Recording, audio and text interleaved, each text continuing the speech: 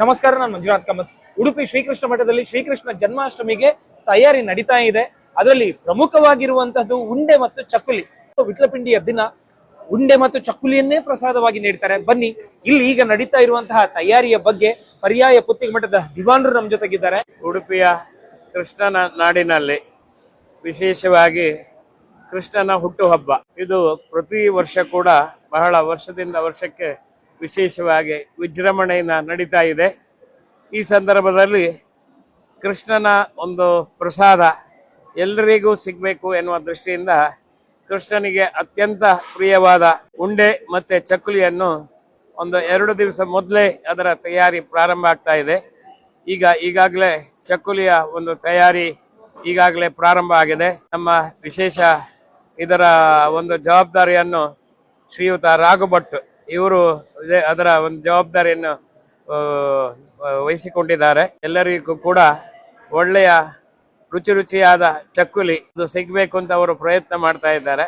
ಸುಮಾರು 1.5 ಲಕ್ಷಕ್ಕೂ ಮಿಕ್ಕಿ ಚಕ್ಕುಲಿ ತಯಾರಾಗ್ತಾ ಇದೆ. ಇದು ನಾಡಿದ್ದು ಕೃಷ್ಣ ಜನ್ಮಾಷ್ಟಮಿಯ ಮರು ದಿವಸ ವಿಶೇಷ ಸಾರ್ವಜನಿಕ ಸಂತರ್ಪಣೆ, ಅನಂತರ ಉತ್ಸವ, ಹಾಗೆ ಭಕ್ತಾದಿಗಳಿಗೂ ಎಲ್ಲರಿಗೂ ಕೂಡ ಒಂದು ವಿತರಣೆ ಮಾಡುವ ದೃಷ್ಟಿಯಿಂದ ತಯಾರು ಮಾಡ್ತಾ ಇದ್ದೇವೆ.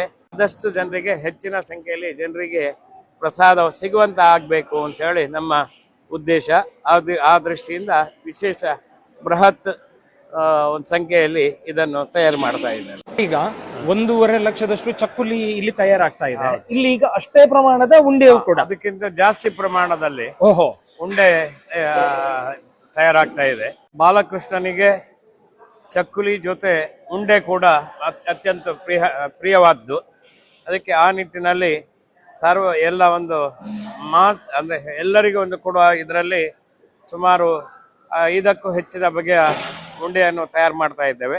ಇಲ್ಲಿ ವಿಶೇಷವಾಗಿ ಒಂದು ಕೃಷ್ಣನ ಪ್ರಸಾದ ಅದೊಂದು ಒಳ್ಳೆ ಪ್ಯಾಕೆಟ್ ಮಾಡಿ ಎಲ್ರಿಗೂ ಒಂದು ವ್ಯವಸ್ಥಿತ ರೀತಿಯಲ್ಲಿ ಸಿಗಬೇಕು ಎನ್ನುವ ದೃಷ್ಟಿಯಿಂದ ಎಲ್ಲ ಸಮಾಜದ ಎಲ್ಲ ವರ್ಗದವರು ಕೂಡ ಬಂದು ಸ್ವಯಂ ಸೇವಕರಾಗಿ ದುಡಿದುಕೊಂಡು, ನೀವು ಕಾಣ್ಬೋದು ನಮ್ಮ ಉಡುಪಿಯ ಪ್ರಸಿದ್ಧ ಹೋಟೆಲ್ ಆದ ಮಿತ್ರ ಸಮಾಜದ ಸುಬ್ರಹ್ಮಣ್ಯ ಭಟ್ ಅವರು ಸ್ವತಃ ಬಂದು ಕೃಷ್ಣನ ಸೇವೆ ಮಾಡಬೇಕು ಎನ್ನುವ ದೃಷ್ಟಿಯಿಂದ ಇವತ್ತು ಅವರೇ ನಿಂತು ಮಾಡ್ತಾ ಇದ್ದಾರೆ. ಹೀಗೆ ಎಲ್ಲರೂ ಕೂಡ ಅದರ ಪ್ರಾಮುಖ್ಯತೆಯನ್ನು ಮನಗೊಂಡು ಎಲ್ಲರಿಗೂ ಕೃಷ್ಣನ ಒಂದು ಸಂದೇಶ, ಕೃಷ್ಣನ ಹಬ್ಬದ ಒಂದು ಸಂತಸ ಸಿಗಬೇಕು ಅಂತ ಹೇಳಿ ಈ ರೀತಿ ಎಲ್ಲ ಸೇರಿ ಪ್ಯಾಕೆಟ್ಸ್ ಅನ್ನು ರೆಡಿ ಮಾಡ್ತಾ ಇದ್ದಾರೆ. ಆ ಕಡೆ ಚಕ್ಕುಲಿ ಉಂಡೆ ರೆಡಿ ಆದ್ರೂ ಕೂಡ ಈ ಕಡೆ ಅದನ್ನು ವ್ಯವಸ್ಥಿತ ರೀತಿಯಲ್ಲಿ